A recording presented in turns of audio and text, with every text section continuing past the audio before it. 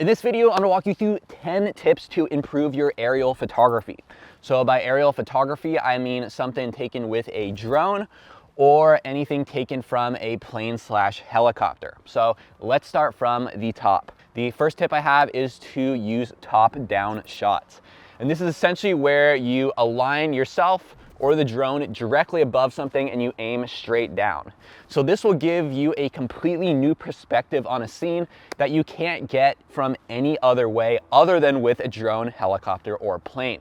And this is a great way to make your photos stand out from the competition because audiences respond to these shots very well. They're different and they provide a completely alternative point of view that's not seen in daily life. So I like to look for textures, patterns. You can use humans as scale. For example, this shot right here where I took in a soccer field where I just aligned myself on the lines.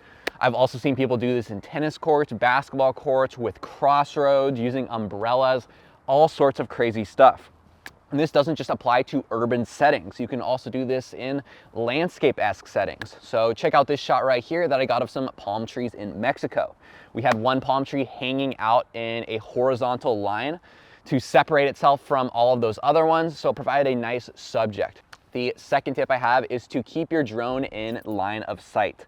And by this, I mean with your physical naked eye, can you see the drone? Even if it's a tiny blip, that's okay. But the moment you start getting it out of sight, the drone photography gets way more complicated. And the reason I say this is because unexpected winds could pop up, which could make your drone move very fast away from you, even though you don't realize it. It can also provide obstacles for your drone that you might hit that you can't see otherwise, because just looking through a single camera angle can be relatively restricting if you can't see behind you or whatnot.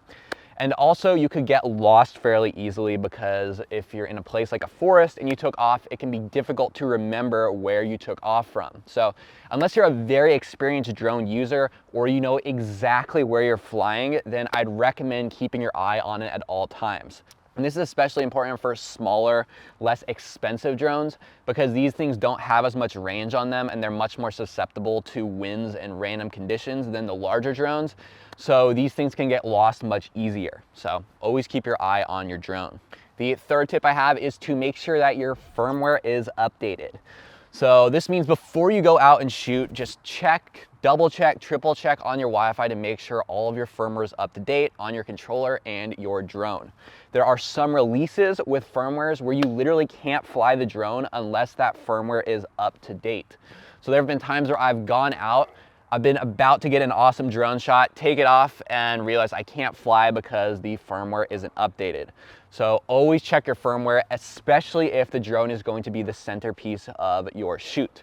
There was even one time where I went out and I had about 1 bar of data and I was trying to download this firmware update before the sunset. It ended up working out and I finished the firmware with about 5 minutes before the sunset, but needless to say, it was a very stressful situation and I don't want to repeat that again, so I always check to make sure my firmware is updated. The fourth tip I have is to pay attention to the wind conditions. So if it's fairly windy on the ground, usually that means it's going to be significantly windier above because that's how wind patterns work. So if it's windy, I wouldn't recommend flying your drone unless you know exactly what the capabilities of your drone are. So for example, I shoot with a Mavic Mini and it doesn't fare very well in wind. There have been a couple times where I've taken it off and gone to get a photo and I've tried to pull the drone back to me and I just simply haven't been able to. Like even flying full force at top speed into the wind is still carrying it in the opposite direction away from me. So in those moments, I've literally had to figure out where I am from the drone and then go hunt it down and land it safely somewhere. So not fun when you're trying to run, you know, upwards of a mile to try and find where your drone is. One thing to note is that higher powered drones, for example, the DJI Mavic Pro 2, and more upper tier drones usually can handle wind a lot better. So if you are with one of those drones, I wouldn't worry nearly as much, but it is one thing to keep in mind. While we're on the topic of weather, I did also want to talk briefly about rain and snow. So if it's drizzling out, very lightly misting, then I don't see a problem flying the drone. I've done it a couple times. However, I wouldn't recommend it because I'm not exactly sure what can happen. I've just done that and it's worked out for me. If it's raining pretty hard, I wouldn't recommend flying your drone. And also if it's snowing, I wouldn't recommend flying it either, because when those snowdrops hit your drone, it's gonna get wet much faster. So just be careful in those kind of conditions. The fifth tip I have is to use tripod or cinema mode when you're lining up a shot. So what I generally like to do is put my drone in full speed mode while I'm scoping out a composition. And then when I find a general area that I want to shoot, I'll put it into one of these tripod or cinema modes to slow down the movement of the drone. So this will help you align the shot much easier and more fluidly. So instead of trying to very precision align the controller to line up your drone perfectly, you can be much more casual with it and find your shot much easier. Just makes everything less stressful. The sixth tip I have is to use Google Maps or Google Earth to scope out drone shots. So the cool thing about Google Maps is if you put it on satellite terrain mode, you can see exactly what you are shooting before you even show up there. So it's a great way to scope out top-down shots, especially if there's rivers or cool houses or even cities or highway overpasses that you want to see what they look like before you make the effort of all the way showing up there and pulling out your drone. The seventh tip I have is to use humans for scale. So a lot of times when you're very high up in the air, it can be difficult for the audience to understand just how high up you are. So using humans is a great way to give that epic scale to the viewer. And a lot of times I'll just use myself. So it's very easy to stand off in the distance. Just make sure you don't look like you're holding your drone controller while you're taking a shot, because it looks cheesy. So generally I'll just like hold it down by my side and then click the shutter button and get a good shot. The eighth tip I have is to use panorama mode. And this is a severely underutilized feature on the drone list. So essentially panorama mode allows you to take wider angle shots on your drone. So as we all know, you can't really switch out lenses on your drone, for example, for a wide or a telephoto. So you're stuck at that one length. However, if you take a panorama, you could stitch together multiple shots to cover a much wider angle point of view. So this is great for roads or any kind of terrain where there is a lot going on that you want to capture in the frame.